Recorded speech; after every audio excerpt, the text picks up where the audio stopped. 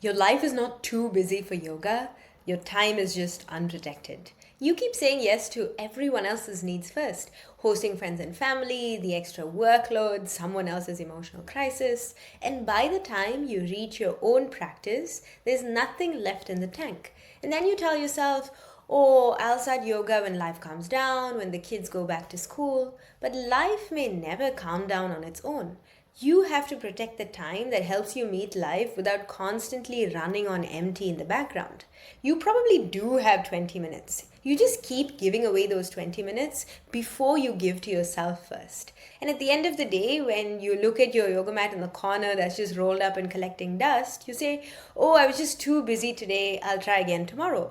But perhaps the more honest truth to tell yourself is I treated everyone else's needs as urgent and important, and I treated my own well being as something that's optional. And so this is not a time management problem, it's much more of an energy boundary problem. And it may show up everywhere else in your life. You delay your yoga practice, you soften your opinions at the dinner table, you over explain whatever decisions you're making, and you constantly make yourself available to those around you and not truly available to your own needs, your own self care routines. You see, you're not dealing with separate symptoms, you're dealing with one underlying pattern. And the pattern is you keep abandoning your own needs in order to preserve acceptance and to preserve everyone else being happy. And so let's make this practical. I know all of this might sound like, oh, that's so relatable, but tell me what I can do. For the next 7 days, I don't need you to give yourself 90 minutes. I just want you to give yourself 15 to 30 minutes. Yeah, I think that sounds doable, right? Now, I want you to write this in a sentence somewhere visible, either on your notes app or like write it on a piece of paper and stick it on your fridge. I don't care. But from 7 to 7:30 a.m., you can choose the time that works for you. I am unavailable. I'm practicing yoga, I'm doing the thing that replenishes my reserves, and then I can respond to the world afterwards. You can put down this time block literally anywhere in your calendar or somewhere that actually sits with you, and you don't have to have everyone to agree with you. You're just informing them of your availability. If someone asks you for something during that time, you're just going to say, oh, I can help you after 7:30, but I'm not available right now. Now, a lot of us don't actually do this. We don't give other people that chance to say, oh, wait, she's doing something more important, because that's not something that's natural. That's a boundary. It's not a long explanation. It's not an apology for not being there. There's no debate to be had. It's literally just you saying, let me check my capacity after I've done my practice, and then once I'm done, I'm going to get back to you if I can help you. Now, I'm teaching you this or saying this to you because I had to learn this the hard way, and that one sentence, saying that one sentence, interrupts the automatic people-pleasing, the yes to everything mode. And it gives you time to ask, do I genuinely have the time and energy for this, or am I just afraid of disappointing someone around me? And one of the Yoga Sutras gives us a useful lens, because when we think of being yogic, we think, oh, we should be endlessly compassionate and endlessly nice, but it's associated with Brahmacharya. Now, Brahmacharya is often just translated as sexual restraint, but if we don't look at it from that narrow lens, but we see its practical modern day application, we can understand it as just this wise relationship with our own vital energy. And you know your energy is not infinite. As you get older, you also seem to have less of it. And so this is the resource that gives to your creativity, your parenting, your health, your relationships. That is like replenished by your yoga practice. And when you spend all of your time responding to everyone else, you don't become more loving and more kind and more compassionate. In fact, you become more depleted. And that depletion eventually will turn into resentment. And if you're already there, that place of resenting your close loved ones, then I'm telling you, this is why you need to start protecting your time for yoga. And it's not that you're withdrawing from your responsibilities. In fact, it's just you maintaining the energy that allows you to meet those same responsibilities with presence instead of irritation or exhaustion or just collapsing into doing the thing because nobody else is going to do it. Okay, so here's your first behavior exercise. For the next 3 days, I want you to write down an energy leak audit. So every single time you find that you're drained and you're depleted, just take a piece of paper and write down these 4 things. First, what did I say yes to? Second, did I actually have the capacity? Third, what was I afraid would have happened if I just said no? And fourth, what did this yes take me away from? I know these are a lot of questions, but you can save this somewhere, and maybe the answer is, oh, I just said yes to another work call. I didn't have the capacity for it. I was afraid that they would think I'm not committed enough or something like that.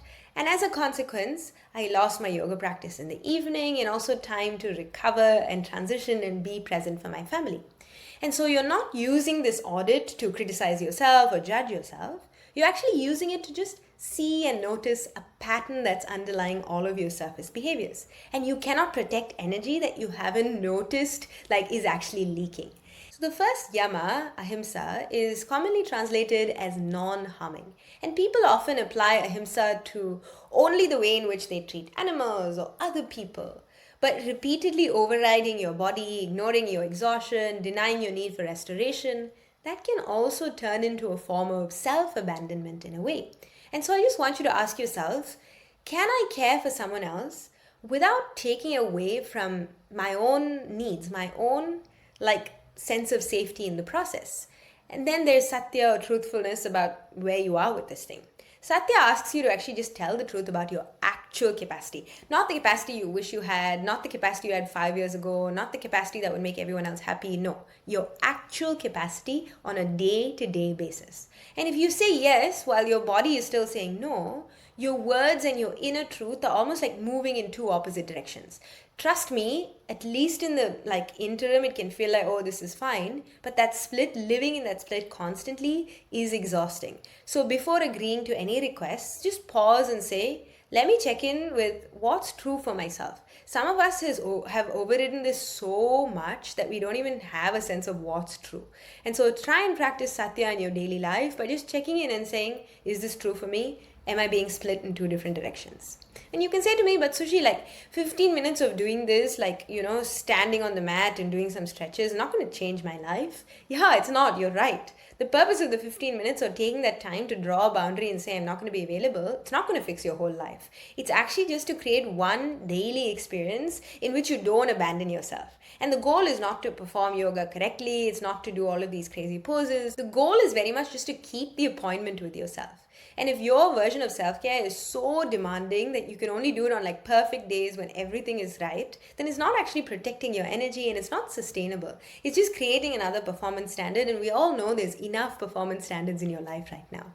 So you practice protecting your time without demanding that everyone else around you should be pleased about it or happy about it. Some people may be disappointed. Someone might have to wait for you because you're doing your practice. Some may not even understand why this funny thing that you're doing in your room matters so much to you. But that is your yoga practice. Your work is not to control their reaction.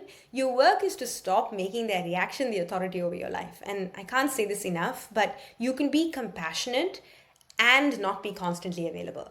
You can be generous without being endlessly accessible to everyone else in your life. You can give again, but only if you stop giving from this empty place that you're now currently in. And another useful principle, I promise this is one of the last ones, is Aparigraha. Aparigraha just means non-grasping.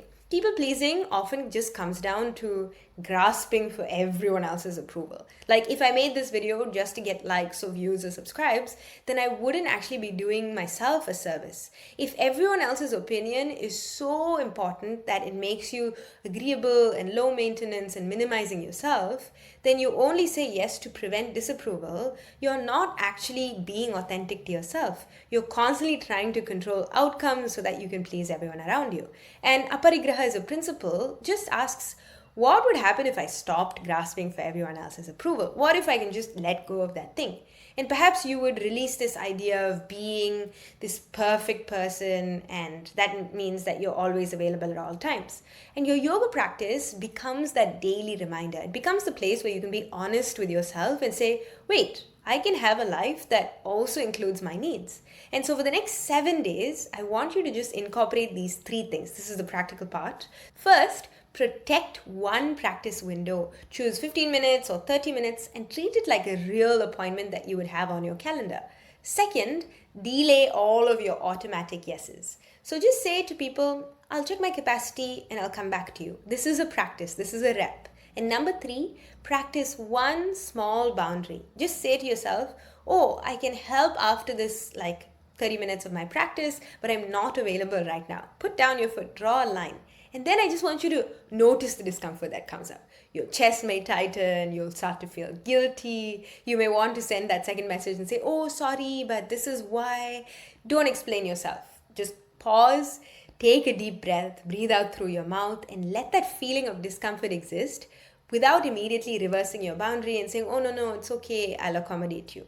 That is the rep, because you're protecting your time. You're training yourself to like overcome those feelings of guilt and like uncomfortableness. I don't know if that's a word, but you have to remain present with those feelings that come up, because then your nervous system will learn on the other side that I can take care of myself and still be a good person to the people around me.